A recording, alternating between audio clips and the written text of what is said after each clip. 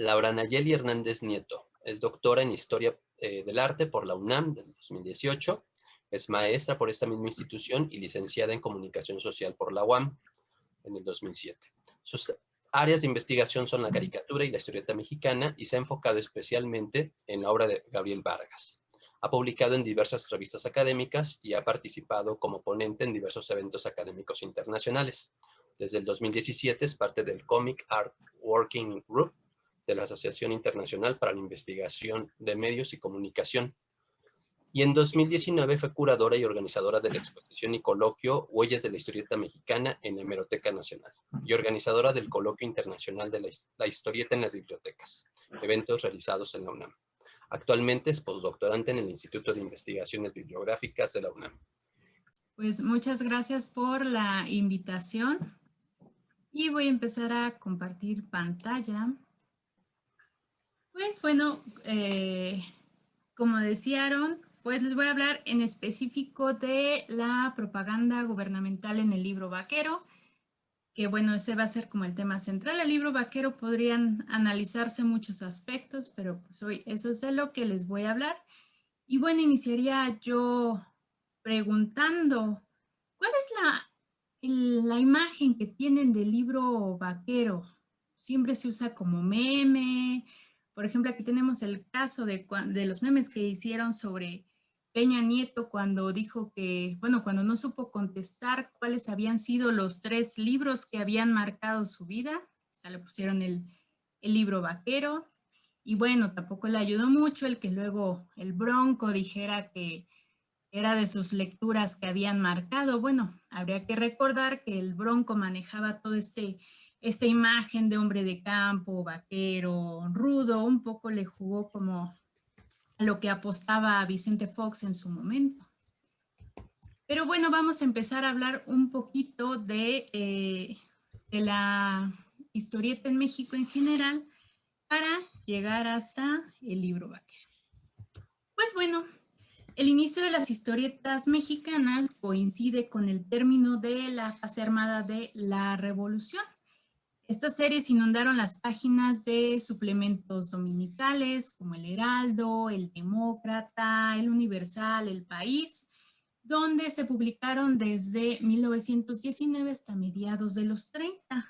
Y es como dice Juan Manuel Aurrecoechea, el pueblo mexicano se inició en la lectura con las revistas de historietas, ¿no? Algo que no le agradó mucho a la SEP seguramente, ¿no? Pero durante décadas estas revistas, bueno, y las historietas en general tuvieron gran presencia en los puestos de periódicos. Entonces es así como la época de oro de la historieta en México aparecieron revistas como Pepín, acá tenemos un Pepín. Esta apareció en 1936. Paquín fue la primera en 1934, en un formato grande, como podemos ver aquí. Y Chamaco, que les debo el Chamaco, que también empezó a publicarse en 1936. Posteriormente aparecieron otras revistas como Cartones, Paquito, aquí sí les puedo mostrar un Paquito, Paquito, Paquita, entre otros, ¿no? Estas revistas tenían un tiraje aproximado de 1 millón de ejemplares diarios, lo cual era muchísimo para la cantidad de población que había en ese entonces. Ya posteriormente viene la época de plata, que se considera que empezó de mediados de los 50 hasta finales de los 70. Sí, seguimos con la diapositiva del Bronco. Y en esta época, bueno, ya de estas revistas misceláneas se van a desprender las historietas exitosas. Es así como, por ejemplo, José G. Cruz empieza a editar Santo, el enmascarado de plata, Adelita y las guerrillas, Chucho el Roto también. Yolanda Vargas Dulce, que inició publicando sus historietas de como María Isabel, también las sacaron del Pepín y las empezaron a publicar aparte. Bueno, además hubo otros títulos emblemáticos como Calimán, Chanoc, Hermelinda Linda y El Pantera. Y bueno, de esta última fase exitosa es que sobrevive el libro vaquero, que es una historia ambientada en un viejo mexicanizado e empezó a publicarse el 23 de noviembre de 1978 y fue creada por Rafael Márquez. Siguiente.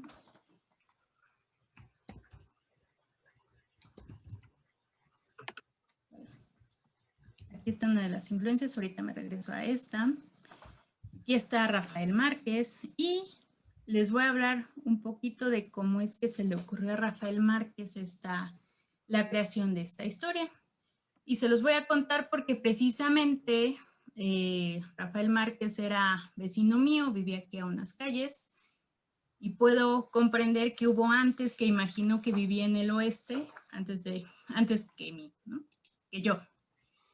Él en una entrevista que pueden encontrar en Canal 11, un programa especial que grabaron en 2012, cuenta cómo es que él se paraba en esta esquina de lo que actualmente es Paseo de las Galias y Siracusa, en Lomas Estrella, Iztapalapa, y lo único que podía ver era el campo, las vacas y las montañas. En esta esquina dice que ahí nació el libro vaquero, y yo he vivido toda mi vida ahí, así que yo les hablo desde la tierra del libro vaquero. ¿Y qué era lo que podía ver? Estas fotos las tomé ayer. Esta ciénega, esto es lo que queda todavía de la ciénega, y como ven hacia atrás se ve el Ajusco, se ven las montañas, se ven toda este pastizal. Aquí está otra de las fotos también de qué es lo que se ve. Y bueno, él decía que ahí en esa esquina se ponía a ver a los hombres que llevaban a sus caballos ahí a pastar, a las ovejas y las vacas, y pues sí, no estaba loco. Aquí en esta región todavía hay gente que tiene caballos, vacas y borregos y los lleva ahí a pasear. Esta es una foto que tomé hace como 2 años, le pedí autorización al vecino para poderla mostrar también. Y bueno, a partir de ese ejercicio es que se imaginó este paisaje y luego lo mezcló con otras cosas que él veía. Y bueno, también en esta colonia estaba, ahorita ya lo vendieron, pero estaba el enorme rancho de Antonio Aguilar, donde también tenía caballerizas y demás cosas. Aquí está, una caballeriza enorme. También hay haciendas, que no, como la de San Nicolás Tolentino. O sea, él vivía rodeado de este paisaje y bueno, esto lo llevó a hacer este ejercicio creativo y además él dice que no le gustaban las historietas como Red Rider, que se le hacían así como carritos, no, como de vaqueros, así como muy, muy, ¿cómo lo dijo? Muy poco agradables, muy poco simpáticos.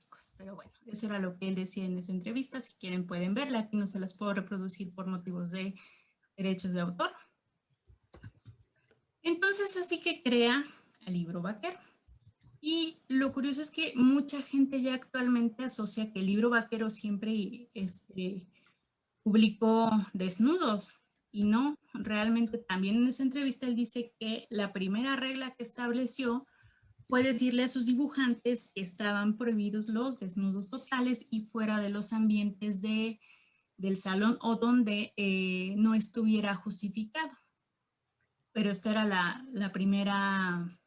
las primeras reglas que él puso. Entonces, bueno. Después, si ven, en estos últimos años ya ha habido un resurgimiento del libro vaquero, pero como una especie de producto kitsch, ¿no? Entonces vimos también estos títulos como en el que aparece Moderato, de las 5 almas sin destino, luego incluso hicieron otro de grandes escritores en el libro vaquero también. Bueno, también hay libros vaqueros de marcas, ¿no? Por ejemplo, este es uno de Unefón, Megadato contra el diabólico Doctor Descarga. Y no solo eso, también había de cómics, había manuales de protección civil de otras empresas, de ICA, por ejemplo, también trabajó mucho con la editorial del libro vaquero. E incluso en uno de estos libros vaqueros, también de los primeros que desarrolló un gran escándalo, fue La Guía del Migrante Mexicano, que fue editada en 2005 y que fue encargada por la Secretaría de Relaciones Exteriores.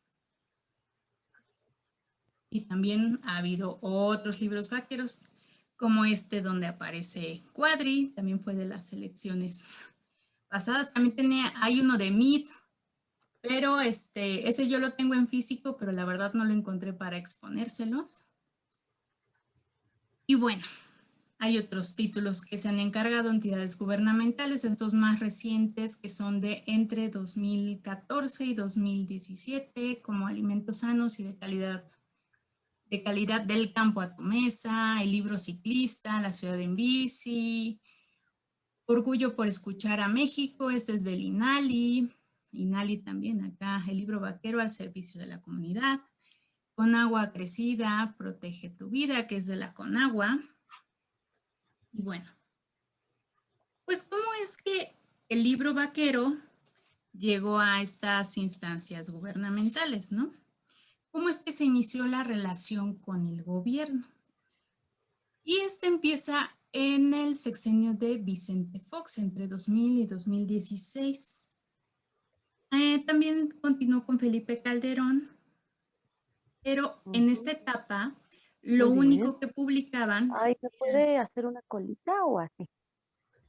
Ok, bueno, seguimos. Entonces, en estos dos sexenios lo único que había era publicar por ejemplo, pero era ya total nada más la página con publicidad más bien, del CFE, también hubo de planificación familiar, de distintas instituciones diferentes, que fueron alrededor de 15 las que tenían convenio con el libro vaquero.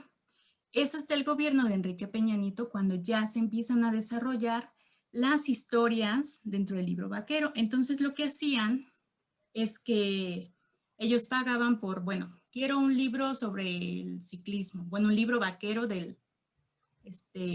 una guía para ciclistas, o quiero algo que narre la prevención contra los deslaves. Entonces, ya empezó este servicio de propaganda que se llama Custom Publishing. Entonces, lo que hace este servicio es cobrarles, que es alrededor una suma de entre 100,000 y 200,000 pesos, depende la página. Estos datos se encontraron en diversas entrevistas porque no hay un informe oficial tampoco de cuánto es que costaban.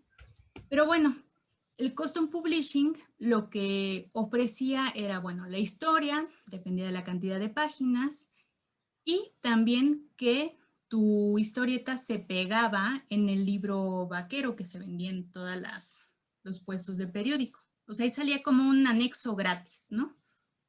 Este servicio fue muy requerido, sobre todo por Peña Nieto, como vamos a ver, porque ya en 2018 se corta esta publicidad, todo tipo de publicidad, se corta ya con el gobierno de Andrés Manuel López Obrador. Entonces aquí tenemos estos y vamos a analizar. Aquí tenemos el libro ciclista. Y por ejemplo, esta historia habla de que va una chica en bicicleta, va recorriendo la ciudad. Aquí podemos ver los diversos entornos. Y se encuentra a un oficial que le dice que, bueno, debe de respetar las reglas. Y bueno, pero tampoco le dice cuáles son las reglas y demás. Y la historia sigue y siguen andando en bici por la ciudad. Y por ejemplo, aquí no hay como ninguna trama, solo debemos de tener precaución y ya. Esas historias que resultan muy sosas, pero también esto no tiene que ver nada ni con el dibujo, ni con los editores, porque el servicio de Custom Publishing te aclara una cosa, que era que tú, si comprabas ese servicio, tú podías pedir la historia que quisieras. Así quisieras el cielo verde, ellos te lo ponían, ¿eh? Y no se involucraban más, ellos se adaptaban a tu guión y te hacían lo que tú querías. Entonces, por eso es que resultan estas historias tan sosas. Como vemos, la calidad del dibujo es muy buena, pero pues realmente estas historias están hechas por personas que no tienen nada que ver con el mundo de la historieta. Y es que también pensemos que, bueno, una historieta como el Libro Vaquero, que ha tenido tanto éxito, pues ha de ser porque tiene historias bien construidas, nos gusten o no, estaban bien construidas y por algo la gente los consumía y los consume. Hasta la fecha tiene un tiraje de 110,000 ejemplares cada 15 días. ¿Qué periódico vende eso o edita eso actualmente? ¿O qué revista también? Aquí tenemos el caso de Con agua crecida protege tu vida, ¿no? Y también se habla de una familia que vive ahí cerca de una zona peligrosa, ¿no? Pero también, como ya les dije, que estas historietas no están hechas por alguien, un guionista de cómic, pues nada más viven ahí, se le echa un poco la culpa a la gente, que es su culpa que que haya puesto su casa ahí, no toma en cuenta problemas como todos los factores socioeconómicos o la falta de un terreno propio y demás, ¿no? Entonces, pues ya total, viene la inundación, hay un deslave, y vienen los héroes de protección civil a rescatarlos y les dicen que, bueno, que deben de irse de ahí, ¿no? O sea, reciben la orientación también de la persona de protección civil, pero lo mismo, ¿a dónde se van, no? O sea, son historias que resultan sosas y no hay estudios de recepción de cómo hayan consumido esto realmente los lectores, ¿no? Acá tenemos otro, creo que aquí termina. Sí, me equivoqué de diapositivas, ¿no? Entonces, nada más se que escucha a las autoridades porque es un asunto serio y juntos prevenimos, todos juntos en la prevención, ¿no? Lo mismo, te interpela a ti, tú tienes la culpa. O sea, por eso digo que están tan mal hechas. Esto lo expongo para que veamos que también hay historietas malas. No tiene nada que ver con el Libro Vaquero. Por eso les decía que es ese tipo de propaganda. Y luego aquí tenemos otro que también fue muy famoso y muy anunciado, que era de qué hacer para combatir la corrupción, que incluso lo presentaron en el Senado y lo anunciaron como que ahora sí la gente va a saber qué es el Sistema Nacional Anticorrupción, que era el objetivo que tenía este ejemplar. Sí, pues este número especial hecho para la población en general. Este es el único que sí, también no hay datos de cuánto se pagó, pero la editorial Heavy lo desprendió hizo ejemplares solitos de la historia y se repartieron en universidades, en estaciones del metro, incluso lo promovieron mucho a través de Twitter, así como somos muy, vamos a hacer nuestro libro vaquero anticorrupción, lo cual, o sea, el ponerle libro vaquero también es una mentira, es un ejemplar aparte, pero bueno. Aquí tenemos, por ejemplo, que la historia es de Gabriel y Omar, que aparecen aquí primero, que van a entregar un pedido a la fonda de Doña Mónica, los detiene un oficial y bueno, le dan su mordida, ¿no? Cuando llegan ya a la fonda, le cuentan ahí a la señora de la fonda, a la dueña de la fonda, que lo que habían hecho, que tuvieron que negociar con un policía para que los dejara ir. Y en eso, por ejemplo, aparece este personaje que lo puse en la diapositiva de presentación, en la que les dice que no deben hacer eso y que es su culpa fomentar la corrupción. Y aquí tenemos otro ejemplo de lo que es hacer mal historietas. Tenemos todos estos globos de texto muy cargados, en los que lo único que hace es regañarte. Al final, no entiendes en qué consiste el nuevo sistema nacional anticorrupción. Nada más se deslindan de las responsabilidades y ya. Es tu culpa por ser corrupto. Y eso es lo que he trabajado hasta el momento junto con Iván Facundo Rubinstein, que también está aquí en esta misma sesión. Pero estos han sido los modos de comunicarse, bueno, de propaganda gubernamental que ha utilizado el gobierno, ¿no? Y mientras todos decimos, ay, el libro vaquero, qué vulgar y qué feo, pues mientras ha habido todas estas historias que no hemos analizado, no hemos visto tampoco ni cuánto se está pagando, ni quién los hace. Y a través de este estudio lo que queríamos era ver precisamente qué discurso están manejando, cuál ha sido la historia de esta relación entre el libro vaquero y el gobierno también. Entonces, claro que también hay cosas muy, que podemos estudiar del libro vaquero, como la imagen de la mujer, la representación de la mujer, muchos otros aspectos, pero bueno, este es solo uno de los que podemos ver en esta publicación, que es la última sobreviviente de la historieta industrial. Y bueno, abro la sesión a preguntas, comentarios, espero que nada se me haya pasado. C'est vrai, j'avais pas pensé. Y pues dejo de compartir pantalla.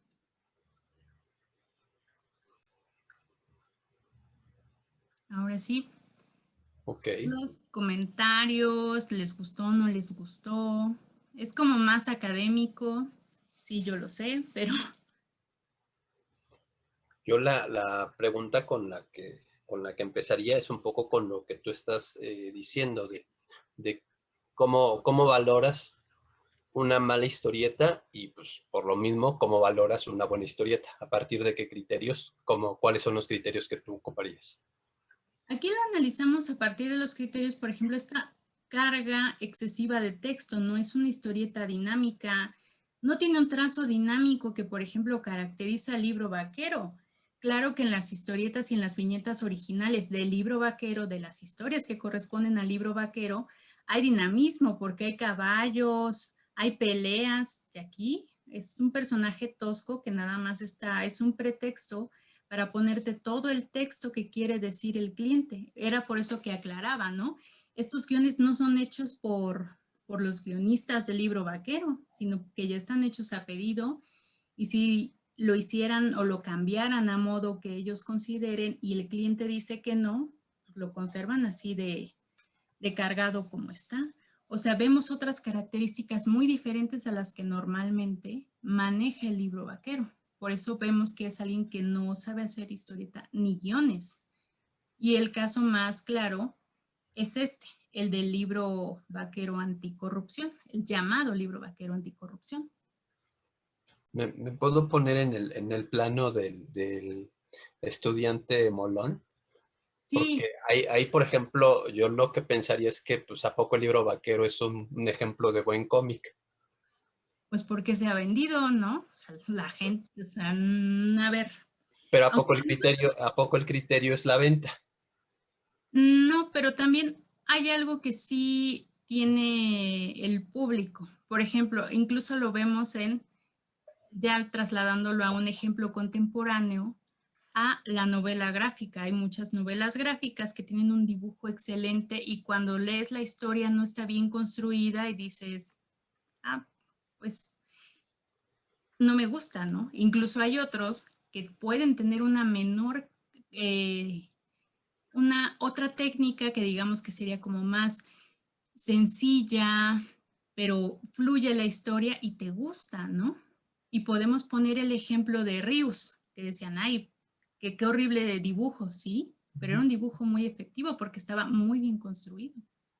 Entonces son estos criterios. Y aquí, por ejemplo, lo que les ponía estas páginas en la presentación, porque es el claro ejemplo de que la historia no avanza, porque no hay historia, se quedan, pasas páginas, y esas son solo 2 páginas de todo el libro Vaquero Anticorrupción, en los que está hablando este personaje que va a cuestionar al lector de que tu culpa es la corrupción, tú tienes la culpa por ser corrupto y tú fomentas la corrupción al estar dándole a los policías y demás, bla, bla, bla.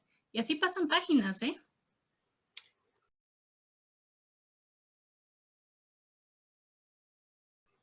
Realmente en el libro vaquero nunca hubo un desnudo así explícito, nunca ha habido, ¿eh? Sí, ya están más atrevidos, pero yo creo que ya fue cuando empezó a cambiar de editorial. Y también hubo otra cosa que pasó, bueno, apareció el libro vaquero y después vinieron este otro tipo de historietas de contenido erótico como Camas Ardientes, Las Chambeadoras, otro tipo de competencia.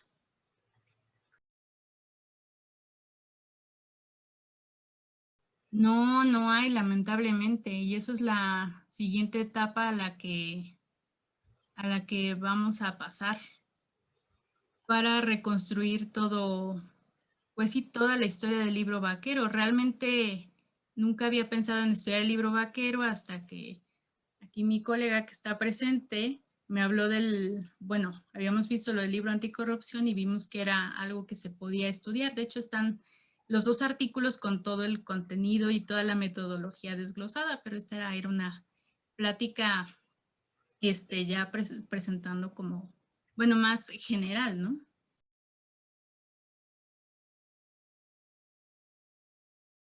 Porque es el que tenía este tipo de historias, entonces es el que ha tenido, pues, estos libros vaqueros, estos números especiales que ya tienen contenido gubernamental, por, bueno, las ramas también que estudiamos ambos, ¿no? Y en concreto, mi colega, que es por el que iniciamos esto, estudia comunicación política. Entonces yo, historiadora del arte, ya hemos trabajado esto en conjunto porque también sabemos que es un campo muy amplio y solo tomando este aspecto. Ahora ya empezar a hacer toda la historia del libro vaquero sí ya es un trabajo todavía de años. Sí, quería complementar un poco lo que venía comentando Laura, como para que por ahí no quedara la idea en el aire o que se entendiera bien la decisión de elegir un cómic, más allá de criterios como si algo es bueno o malo, que desde el punto de vista por ahí más sociológico es un adjetivo complicado, decir que algo es bueno o malo, porque depende mucho del contexto, de la historia, de la situación, de quién lo esté evaluando, etc. Que es un poco lo que plantea Humberto Eco en Apocalípticos Integrados. Por ejemplo, cuando empieza a analizar el cómic, el cine y otros derivados de la cultura popular. En este caso nos interesaba porque queríamos analizarlo desde la comunicación política. Y al menos en el caso de México, la comunicación política, los estudios de comunicación política y sobre todo los estudios de comunicación electoral están muy centrados en una visión que podríamos llamar elitista, ¿no? En periódicos impresos, en periódicos de corte más bien económico o, en el caso de estudios de televisión, en programas de debate, en programas políticos que tienen quizás medio punto de rating como mucho. Y se dejan de lado productos más, entre comillas, más populares, ¿no? Como, por ejemplo, magazines y programas vespertinos. En esta misma lógica nos interesaba estudiar el contenido político de un cómic que es ampliamente leído por gran parte de la población, porque veíamos que era una vacante.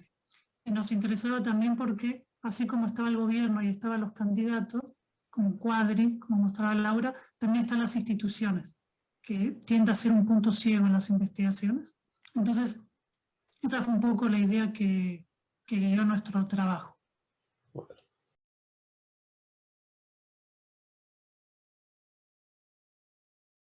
Pero ya actualmente, o sea, aquí solo estamos hablando de los criterios de una mala historieta para narrar una historia que, bueno, se supone que, por ejemplo, el Sistema Nacional Anticorrupción con la historieta te iba a quedar claro que era el Sistema Nacional Anticorrupción y nunca te dicen qué es el Sistema Nacional Anticorrupción. Luego estamos tomando esos criterios de que no hay dinamismo, no hay agilidad. Y entonces este también se ha, por ejemplo, estudiado por José Luis Rodríguez Beltrán de España, que también decía que, bueno, puedes ver tú darte cuenta de estas historias, de quién las hizo, porque normalmente las historietas que salen a cargo de entidades gubernamentales se conciben nada más como una yuxtaposición de texto o imagen. Entonces hay una ignorancia en esta premisa, en creer en que ya a partir de monitos y globos de diálogo ya se va a construir una historia, cuando la realidad es que implica muchas otras cosas, ¿no? Entonces, que bueno, terminan cayendo en guionistas que no están familiarizados con este medio. Y eso es lo que tomamos aquí como criterio, porque para nada pienso yo en ser una crítica de cómic, de narrativa gráfica. O sea, nada más estamos hablando de estos criterios para construir estas historias.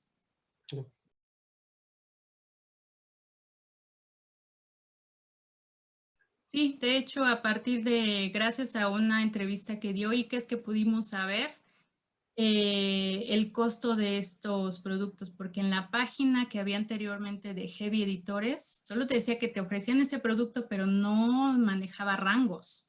Y ellos dijeron, y casi dijo que se pagó alrededor de entre 100,000 y 200,000 pesos por este manual. O sea, ya nos damos una idea de los costos. Es que no me acuerdo en qué año publicaron la lista de editoriales a los que les había dado dinero el gobierno del Estado de México y ahí salía Editorial Heavy.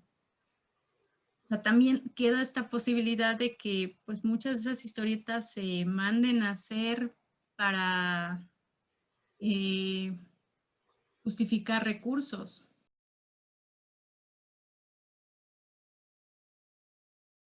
La curadora fue Marisol Rodríguez, se llamó ¿cómo era, Iván? The Bad, the Sexy and the Ugly. Algo así como remitiendo sus historias de vaqueros y tuvo una gran relevancia, incluso si ustedes pueden, pueden buscar que Radio Praga en español y ahí está todo el podcast y incluso la entrevista a Marisol Rodríguez. Y también se llevó después a Londres, lo que sí es ya vimos que no, que es una fake news, es que se haya llevado a Japón. No hay constancia de eso, incluso también lo había desmentido la propia editorial.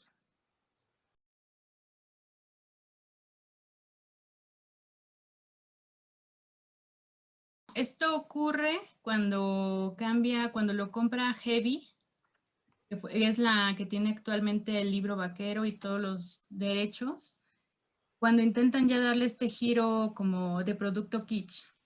O sea, esa era la finalidad. Incluso si ven también en todo el padrón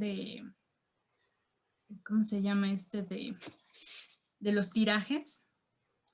Están también los perfiles de los compradores. Y si hay un cambio, actualmente se pensaba que bueno, que los principales consumidores eran en su mayoría hombres, de educación hasta la preparatoria, y este perfil últimamente ha cambiado y ya también lo están consumiendo jóvenes y con más un perfil de, bueno, licenciatura. Pero esto se debe a un trabajo que fue haciendo la editora. Y coincide con el periodo de explotación de la marca con fines propagandísticos, no como decimos. Bueno, ya venía una relación desde el 2000. Sí hay como un periodo cumbre, que es ya el último sexenio, pero más bien ya era el objetivo de la editorial. No sé si recuerden que también hubo un concurso de la chica del libro vaquero y que al final el premio era que la chica que ganara iba a protagonizar uno de los números, bueno, en dibujo, ¿no? Fueron este otro tipo de herramientas, de estrategias para la venta. Dicen, Laura, ¿entrevistaste a lectores de estos cómics encargados por entidades gubernamentales para saber qué les parecía?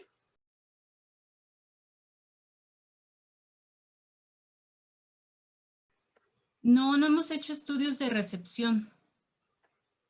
Lamentablemente no, porque también eso es otro trabajo totalmente, bueno, otro trabajo muy laborioso y otro tipo de investigación. De que se puede hacer, sí se puede hacer y pues también esperemos en un futuro hacerlo.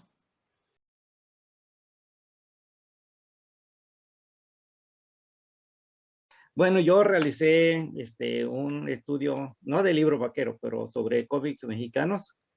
Y bueno, eso es a raíz de tu comentario, Aaron.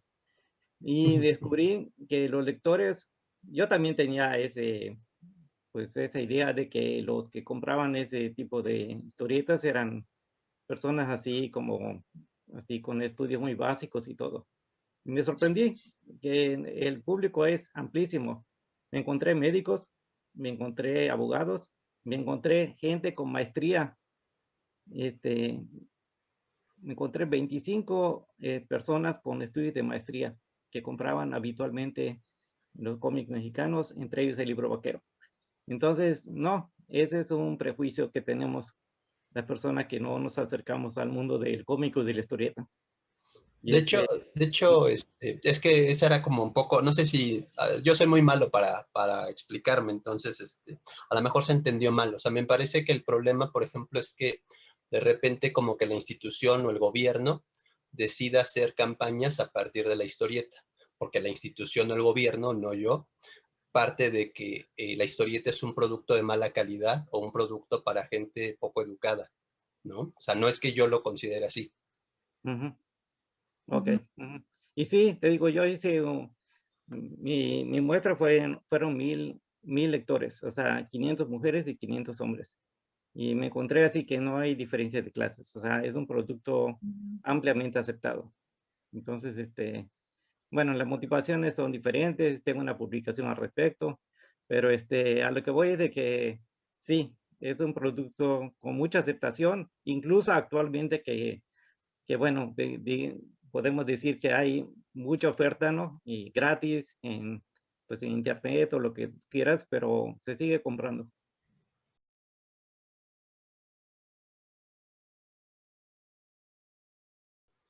Institucional, por ejemplo, yo no sé si calificarlo de exitoso o no, pero realmente fue hay artículos de eso, ya hay personas que han estudiado eso, sobre el libro vaquero de La Guía del Migrante, que tuvo tanto éxito que tuvo que reeditarse, a pesar de que ya había la protesta del gobierno de Estados Unidos, de que lo tomaron como una incitación a la migración.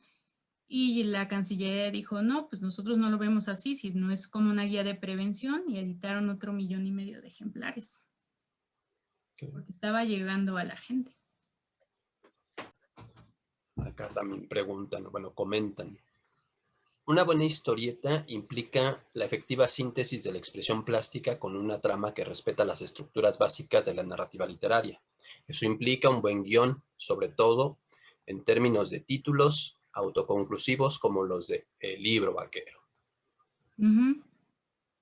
A lo que Y decíamos, luego, volvemos a la construcción del guión, y aquí no hay una construcción del guión, y termina en que tú ayúdanos a combatir la corrupción, tú protégete, toma las medidas contra los deslaves. Se acabó.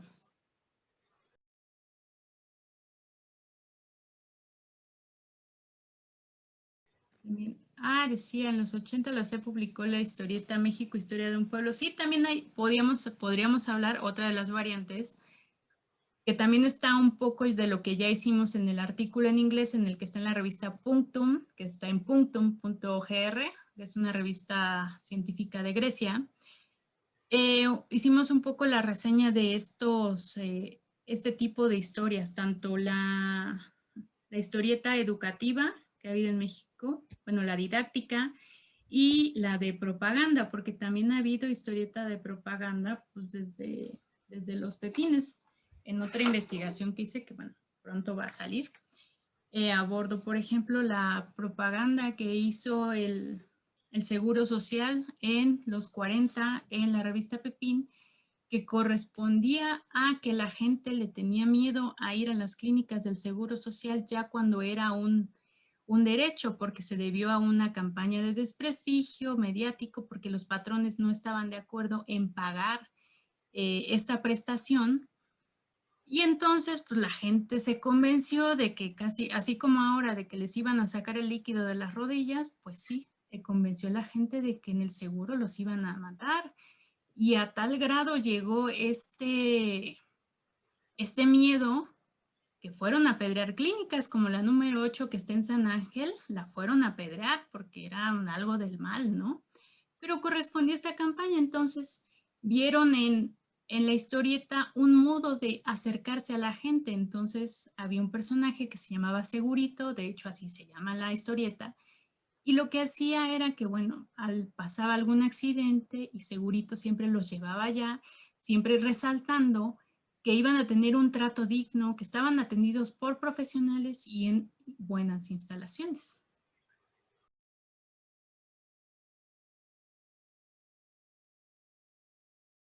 Hay imágenes, a ver, porque lo tenía digitalizado en una biblioteca de Estados Unidos. Todavía hace como un año estaba la guía del migrante en el sitio de la Secretaría de Relaciones Exteriores, después lo bajaron. Si ahorita lo encuentro y si sí lo tiene esa biblioteca de Estados Unidos, está ahí porque la que sí tienen así enorme, digitalizada en muy buena resolución es la portada.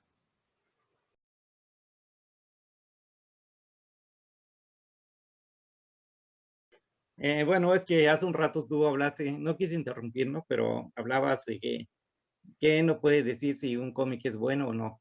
Y entonces, bueno, creo que Laura lo sabe, pero pues tal vez no quiso profundizar.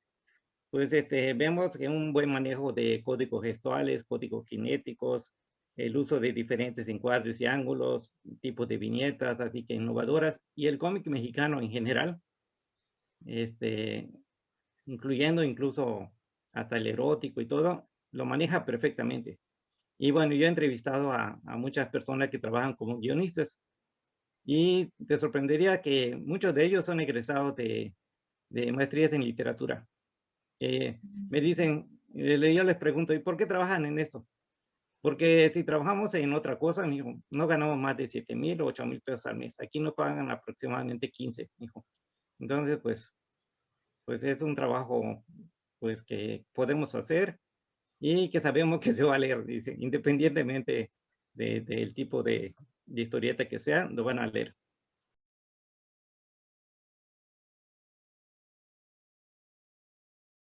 Tiene de maritarse mucho. ¡Ay, qué cursi! Yolanda Vargas Dulce con lágrimas y risas. Pues, perdón, pero hasta la fecha la influencia del melodrama es grandísima en México, Latinoamérica y sigue permeando. O sea, y también decimos, o sea, aunque no lo veamos, mucha parte de nuestro imaginario y nuestra educación sentimental se ha construido en esas narrativas. Y, por ejemplo, ¿dónde lo escuché? Ah, en otra de las cápsulas que hay por ahí, o sea, de otro de los videos de YouTube del libro vaquero que entrevistaban a alguien que no me acuerdo quién es, que decía que él consideraba que la decadencia de la época de plata había venido, se le echaba la culpa a Yolanda Vargas Dulce y sus horribles lágrimas y risas, pero realmente el melodrama viene desde los pepines, o sea, y no le echen la culpa a Yolanda Vargas Dulce, muchos de esos, aunque eran boxeadores, futbolistas, mafiosos, pues tenían su corazoncito y estaban bajo esa lógica del melodrama también. Sí, pues muchos autores sí demeritaban a su lector, claro que sí, pero había otros que lo utilizaban como defensa de, híjole, es que es el único trabajo que encontré y pues vende y pues hago eso, ¿no? Porque era muy mal visto ser autor de cómic, de historieta, o que te gustara, ¿no? Entonces ya era también como ponerle protección, de que no, es un simple trabajo, ¿no? Recapitulando, o sea, ¿por qué se dio una época de oro?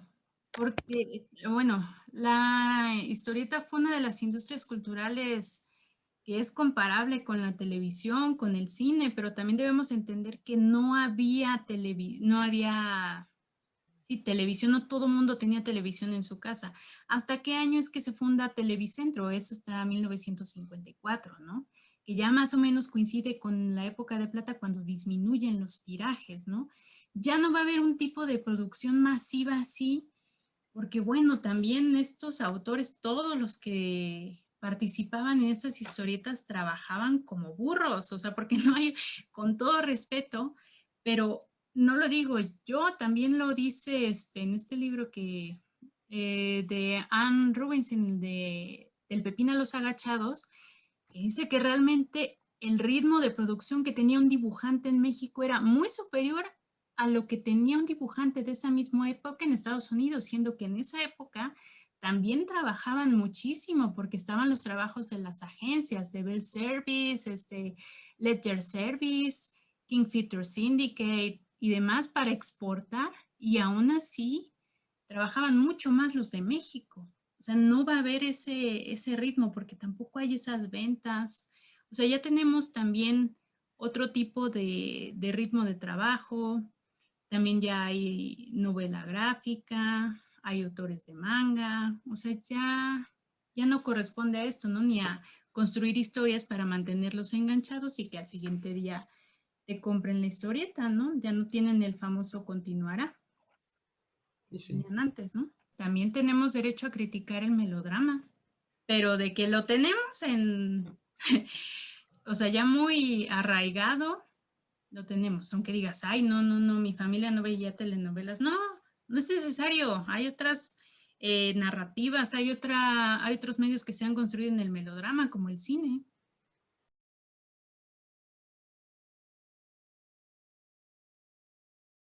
Decía yo que primero felicitarlos y felicitarte, Laura y a Iván, y por el trabajo. Y bueno, yo nada más quería un poco como hablar de que me parece que el partir del planteamiento de una historieta buena o mala, que es un planteamiento bastante dicotómico y poco productivo en el análisis, más bien yo creo que tendría que ver sí con todo lo que dice José Gamboa, lo que dice Edgar Adrián, pero también, y yo creo que sería, digamos, el punto medular de análisis, es la efectividad en la comunicación que tiene esa historieta, ¿no? Por eso yo preguntaba de los casos exitosos, entre comillas, de historieta institucional, porque tienen que ver con la capacidad que tiene de comunicar esa historieta, ¿no? Con dibujos feos o con guiones abstractos, ¿no? Ahora pues hay un boom de la historieta con otros géneros como el cómic periodismo o como la historieta poética, ¿no? Que no necesariamente responden a una narrativa o a una narrativa estructurada, ¿no? Y entonces el planteamiento de qué es una buena historieta o qué es una mala historieta, pues no, nos quedamos cortos con estas nuevas propuestas. Entonces, más bien, yo pongo como en el punto de discusión o de análisis, es que justo la capacidad que tiene el material para comunicar, ese sería como el punto de partida para mí, más que si es bueno o es malo, ¿no? Como con Angelito y Diablito. Y bueno, pues eso quería y felicitarlos.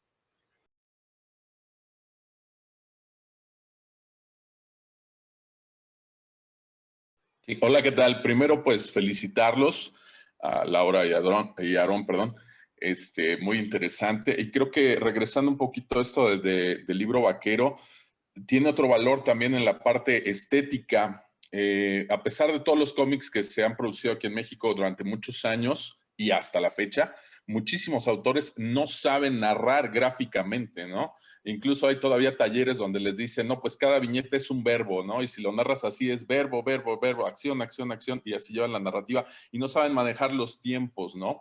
Los tiempos de la narrativa, el ritmo o incluso la elipsis. En cambio, en el libro vaquero, pues hay historietas donde desde la portada misma, si uno analiza la composición, no es solo que el artista supiera dibujar o pintar muy bonito, sino que tiene nociones de arte y de composición. Y cuando vamos a ver las páginas interiores, pues también hay varios números donde se puede apreciar esta composición de páginas o donde también podemos ver cómo el diagrama de las viñetas pues está pensado para la trama que nos están narrando, ¿no? Incluso ahora pues hay autores que no utilizan este recurso de que cada página pues hay que tener como un gancho que nos lleve a la siguiente, como este mini cliffhanger, ¿no? Y en cambio en historietas aparentemente tan simples como el libro vaquero, sí hacen uso de estos recursos. Entonces, claro que tiene también este otro valor estético y de narrativa gráfica o narrativa visual, independientemente de que la trama sea muy sencilla o que sea repetitiva, pero yo creo que sí podemos encontrarle otras capas, ¿no? Bueno, desde mi punto de vista, analizando la parte gráfica, yo creo que sí tiene otros valores ahí que podemos rescatar, ¿no?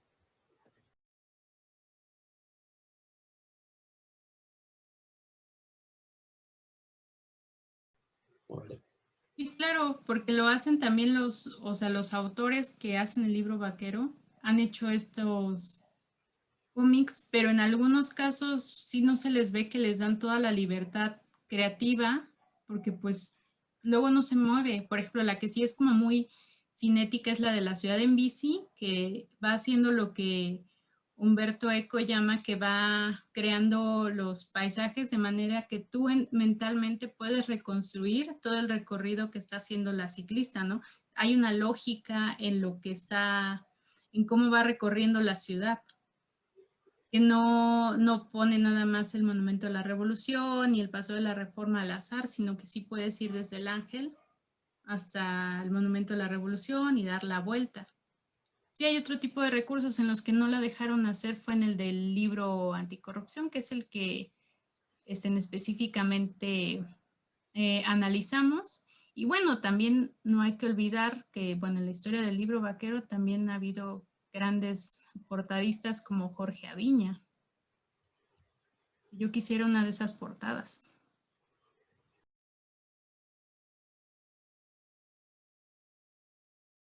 Creo que ya todo esto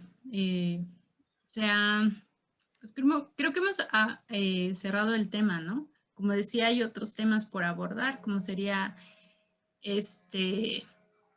la representación de la mujer, ¿no? Que también muchos dicen, ay, es que se representaban así y demás. Y bueno, eso es otro tema para otra sesión y otras.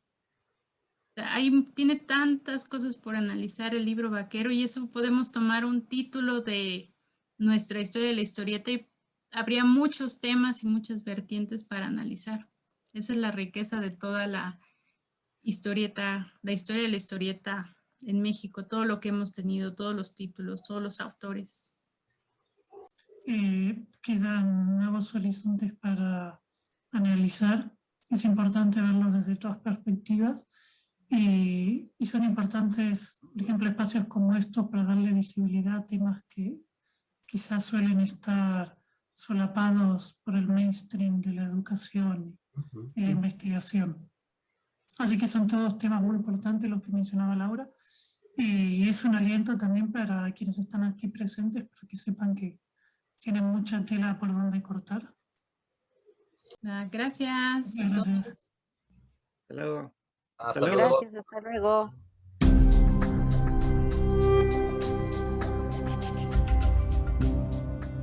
Por eso es que en específico estamos hablando del libro vaquero, porque claro que hay otras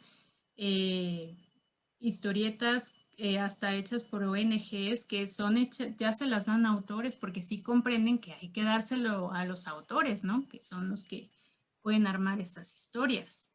Y por ejemplo están las historias de migrantes, en las que participaron varios autores que sí, claro que lo lees y es agradable de leer, porque se los dieron, porque hay una efectividad y hay una intención en general de todo el tomo de todo el volumen.